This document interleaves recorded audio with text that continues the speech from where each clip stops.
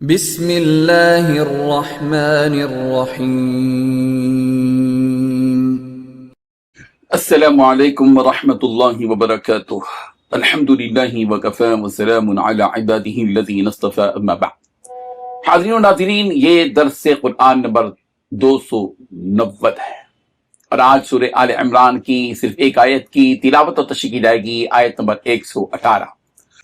اعوذ باللہ من الشیطان الرجیم، بسم اللہ الرحمن الرحیم۔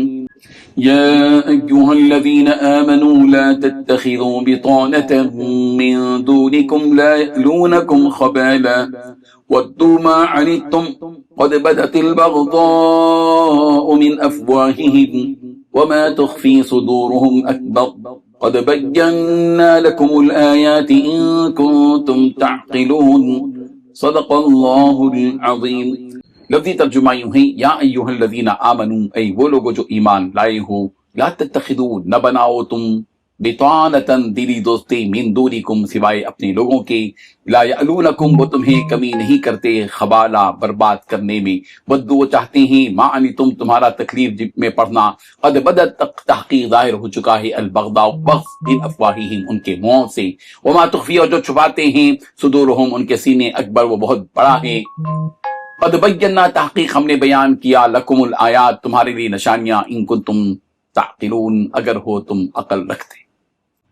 ترجمہ یوں ہے، اے ایمان والو، اپنے سے باہر کے کسی شخص کو رازدار نہ بناؤ، یہ لوگ تمہاری بدخواہی میں کوئی کسر اٹھا نہیں رکھتے، ان کی دلی خواہش یہ ہے کہ تم تکلیف اٹھاؤ، بغض ان کے منہ سے ظاہر ہو چکا ہے، اور جو کچھ عداوت ان کے سینے چھپائے ہوئے ہیں وہ کہیں زیادہ ہے، ہم نے پتے کی باتیں تمہیں کھول کھول کر بتا دی ہیں، بشرطے کہ تم سمجھ سے کام لو۔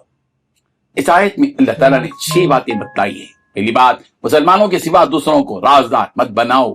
دوسری بات، یہ دشمن تم سے برائی چاہتے ہیں، برائی چاہنے میں کوئی کوتاہی نہیں کرتا۔ تیسری بات، ان دشمنوں کو وہ بات پسند ہے جس سے مسلمانوں کو تکلیف ہو۔ چوتھی بات، مسلمانوں سے بغض ان کے منہ سے ظاہر ہو چکا ہے۔ پانچویں بات، ان کے دلوں میں جو بغض چھپا ہوا ہے وہ اس سے بڑھ کر ہے جو اپنے منہ سے کہتے ہیں۔ چھٹی بات، اگر تم سمجھ رکھتے ہو تو ہم نے ان آیات کو صاف طور پر بیان کر دیا ہے۔ بزرگان محترم، مدینہ منورہ میں 2 قبیلے آباد تھے جن کے نام اوس اور خزرج ہیں۔ مدتوں سے ان دونوں قبیلوں سے یہودیوں کی دوستی رہی۔ جب اوس اور خزرج دونوں قبیلوں کے افراد مسلمان ہو گئے، لیکن دونوں قبیلوں کی یہودیوں سے دوستی باقی رہی۔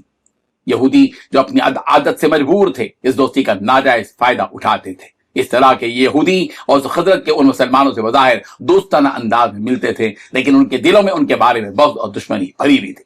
مسلمان اپنی سادگی کی وجہ سے ان کی دوستی پر بھروسہ کرتے تھے، اور اسی سادگی مسلمانوں کی راز کی باتیں بھی یہودیوں کو بتلا دیا کرتے تھے۔ ظاہر ہے کہ راز کی ان باتوں کا بتلانا اسلام اور مسلمانوں کے نقصان کا باعث تھا۔ اللہ تعالیٰ نے اس آیت کے ذریعے ایمان والوں کو ان حقیقتوں سے باخبر کیا کہ اسلام کے دشمن یہودی تم سے بھلائی کا ارادہ نہیں بلکہ اپنے دلوں میں برائی کا ارادہ رکھتے ہیں۔ انہیں یہ اچھا لگتا ہے کہ تم کو کوئی گزن اور تکلیف پہنچے۔ ان کی زبانوں سے ان کا بغض ظاہر ہو چکا ہے، اور ان کے دلوں میں جو زہر ہے وہ اس سے بھی زیادہ خطرناک ہے۔ اس لیے ایمان والو، تم ان دشمنوں کو کبھی بھی اپنا رازدار نہ بناؤ۔